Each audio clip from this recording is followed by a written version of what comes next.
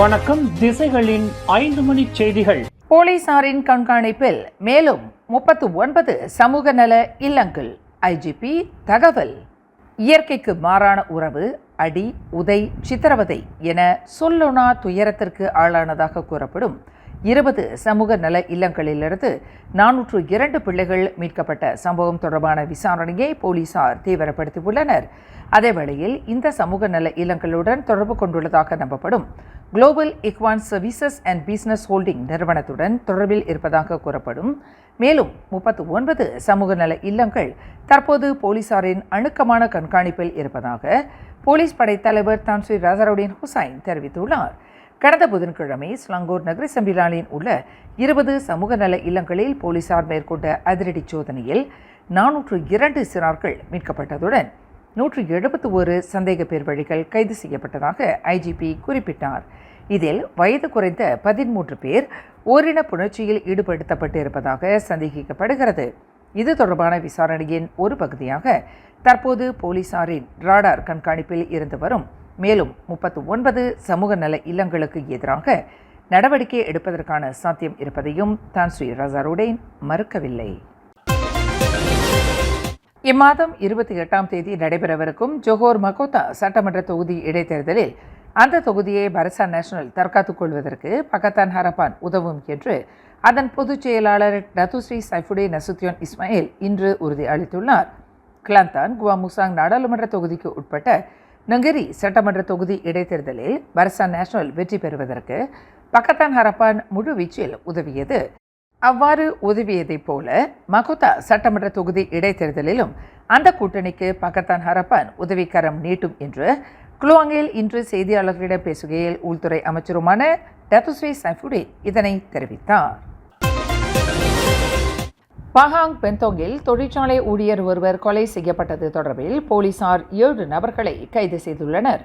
27க்கும் 39க்கும் இடைப்பட்ட வயதுடைய அந்த 7 பேரும் இக்கொலை சம்பவத்திற்கு பின்னர் பென்தோங் ஜலான் சுகார் மேடாங் என்ற இடத்தில் கார் ஒன்றின் மூலமாக தப்பிச் செல்ல முயற்சித்த போது அனைவரும் வளைத்து பிடிக்கப்பட்டதாக பஹாங் மாநில போலீஸ் தலைவர் டத்தோ யாஹ்யா ஒஸ்மான் தெரிவித்தார். பென்தோங்கில் உள்ள ஒரு தொழிற்சாலையில் நேற்றிரவு 11 மணி அளவில் ஆடவர் ஒருவர் கடுமையான வெட்டுக்காயங்களுடன் இறந்து கிடந்தது கண்டுபிடிக்கப்பட்டதாக அவர் குறிப்பிட்டார். ஓர் அந்நிய நாட்டவரான 38 வயதுடைய அந்த தொழிற்சாலை ஊழியரின் உடலில் ஆழமான வெட்டுக்காயங்கள் காணப்பட்டதாக அவர் தெரிவித்தார். இக்கொலை தொடர்பில் பிடிபட்டுள்ள 7வரையும் வரும் 7 நாட்களுக்கு தடுத்து வைப்பதற்கான நீதிமன்ற ஆணையை போலீசார் பெற்றுள்ளதாக டத்தோ யாஹ்யா ஒஸ்மான் குறிப்பிட்டார். நாட்டின் விவசாயத்துறை வடிவமைப்பை மாற்றுவதில் முழுவீச்சில் ஈடுபட்டு வரும் விவசாய மற்றும் உணவு பாதுகாப்புத்துறை அமைச்சர் முகமது சாபுவை பிரதமர் டத்தோஸ்ரீ அன்வார் இப்ராஹிம் வெகுவாக பாராட்டினார். அடுத்த ஓரிரு ஆண்டு காலகட்டத்தில் நாட்டின் விவசாயத்துறையின் வடிவமைப்பு மிகப்பெரிய மாற்றத்தை காணும் என்று பிரதமர் நம்பிக்கை தெரிவித்தார். விவசாயம் மற்றும் உணவு பாதுகாப்பு அமைச்சுக்கு தலைமையேற்றது முதல் விவசாயத்துறையை மேம்படுத்துவதில் முகமது சாபு மிகப்பெரிய பங்களிப்பை வழங்கி வருவதாக பிரதமர் புகழாரம் சூட்டினார். இன்று சனிக்கிழமை மலேசிய அக்ரோ எக்ஸ்பொசிஷன் பார்க் சர்டாங் விவசாய பூங்காவில் 2024ஆம் ஆண்டுக்கான விவசாயம் மற்றும் தோட்டக்கலை மீதான கண்காட்சியை அதிகாரப்பூர்வமாக தொடக்கி வைத்து உரையாற்றுகையில் பிரதமர் மேற்கண்டவாறு தெரிவித்தார்.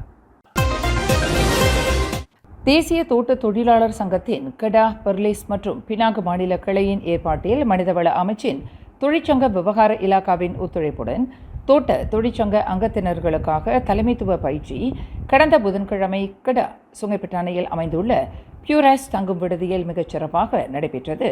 காலை 8 மணி அளவில் தொடங்கிய இந்த தலைமைத்துவ பயிற்சியில் தோட்ட தொழிற்சங்கத்தைச் சேர்ந்த 50 அங்கத்தினர்கள் கலந்து கொண்டனர். தொழிலாளர்களுக்கு தேவையான தகவல்களை பகிர்ந்து கொள்வதற்காக அரசாங்க இலாக்காவிலிருந்து 4 அதிகாரிகள் வருகை தந்து பயிற்சியை வழி நடத்தியதாக தேசிய தோட்ட தொழிலாளர் சங்கத்தின் கெடா, பெர்லிஸ் மற்றும் பினாங்கு மாநில கிளையின் செயலாளர் சந்தனதாஸ் தெரிவித்தார். தொழிற்சங்க விவகார இலாக்காவின் 10,000 வெள்ளி மானியத்தில் இந்த பயிற்சி நடத்தப்பட்டது. தொழிற்சங்க விவகார இலாக்கா, கெடா மாநில தொழில் இலாக்கா, சொக்சோ மற்றும் பணியிட சுகாதார பாதுகாப்பு இலாக்கா ஆகியவற்றின் பிரதிநிதிகள் இந்த பயிற்சியை வழி நடத்தியதாக குறிப்பிட்ட சந்தனதாஸ் பயிற்சியின் நோக்கத்தையும் திசைகளிடம் விவரித்தார். இந்த தலைமைத்துவ பயிற்சி வகுப்பு தோட்ட ரீதியில் தொழிற்சங்கத்தை எந்த அடிப்படையில் வழி நடத்துவது, அவங்களுடைய கடமைகள் என்ன என்பதை தொழிற்சங்க பதிவிலக்கா தெரியப்படுத்துவாங்க.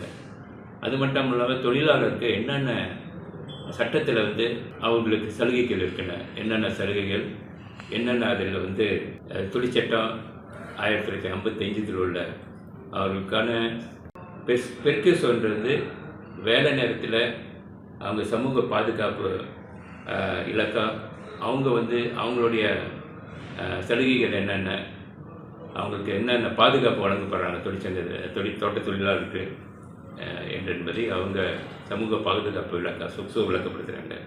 இது தோட்ட தொழிலாளர் சங்கத்தின் கடா பர்லிஸ் பினாங்கு கிளையின் முதல் தலைமைத்துவ பயிற்சியாகும். இந்த பயிற்சியை தேசிய தோட்ட தொழிலாளர் சங்கத்தின் பொதுச் செயலாளர் டத்தோ ஜி சங்கரன் சிறப்புரை வழங்கி முடித்து வைத்ததாக சந்தனதாஸ் தெரிவித்தார். பயிற்சியில் கலந்து கொண்ட அனைத்து அங்கத்தினர்களுக்கும் டத்தோ ஜி சங்கரன் நற்சான்றிதழ்களை எடுத்து வழங்கினார்.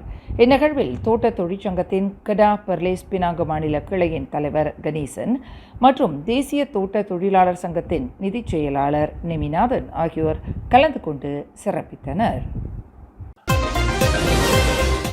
71 வயது மூதாட்டியிடம் கொள்ளையடித்ததுடன் அவரை பாலியல் பலாத்காரம் செய்ததாக கைது செய்யப்பட்ட உணவக உதவியாளர் ஒருவரை விசாரணைக்கு ஏதுவாக 7 நாட்களுக்கு தடுத்து வைப்பதற்கு நீதிமன்ற ஆணையை போலீசார் பெற்றனர். சைபஜியாவில் உள்ள ஒரு அபார்ட்மெண்ட் வீட்டில் நிகழ்ந்த இச்சம்பவம் தொடர்பில் ஓர் அந்நிய தொழிலாளரை போலீசார் கைது செய்துள்ளனர். அந்த நபரை வரும் செப்டம்பர் 20 வரை தடுத்து வைப்பதற்கு நீதிமன்றம் அனுமதி வழங்கியிருப்பதாக சப்பாங் மாவட்ட போலீஸ் தலைவர் ஏசிபி கமருல் அஸ்ரான் வான் யூசுப் தெரிவித்தார். பின்னிரவு 12:08 மணி அளவில் அந்த அடுக்குமாடி வீட்டின் படிக்கட்டில் நிகழ்ந்ததாக கூறப்படும் இச்சம்பவம் தொடர்பில் பாதிக்கப்பட்ட மூதாட்டி செய்து கொண்ட போலீஸ் புகாரை தொடர்ந்து அந்த அந்நிய நாட்டவரை போலீசார் அன்றைய தினமே சைபஜியாவில் கைது செய்ததாக ஏசிபி கமருல் அஸ்ரான் குறிப்பிட்டார். குவாந்தான் ஜலான் குவாந்தான் கமாமான் சாலையின் 44வது கிலோமீட்டரில் 3 வாகனங்கள் சம்பந்தப்பட்ட விபத்தில் கார் ஒன்று தீப்பற்றிக் கொண்டதில் தொழிற்சாலை ஊழியர் ஒருவர் உயிரிழந்தார். இன்று காலை 7:20 மணி அளவில் நிகழ்ந்த இந்த விபத்தில் 2 கார்கள் மற்றும் ஒரு லாரி சம்பந்தப்பட்டிருந்தன. இதில் புரோட்டோன்சாகா காரை செலுத்திய கொலத்ரங்கானு கம்புங் கோங் தோ நாசிக்கைச் சேர்ந்த ஒரு தொழிற்சாலை ஊழியரான 51 வயது அப்துல் ஹலீம் அலி என்பவர் உயிரிழந்தார். புரோடுவா கஞ்சில் காரை செலுத்திய 27 வயது மாது மற்றும் 49 வயது லாரி ஓட்டுநர் ஆகியோர் காயமுற்றதாக தெரிவிக்கப்பட்டுள்ளது என்று அவர் குறிப்பிட்டார். மேலும் செய்திகளை தெரிந்து கொள்ள கீழே இருக்கும் பெல் பட்டனை அழுத்துங்கள். உங்கள் மகிழ்ச்சியை வெளிப்படுத்த லைக் மற்றும் ஷேர் செய்யுங்கள். தொடர்ந்து திசைகளோடு இணைந்திருக்க சப்ஸ்கிரைப் செய்யுங்கள்.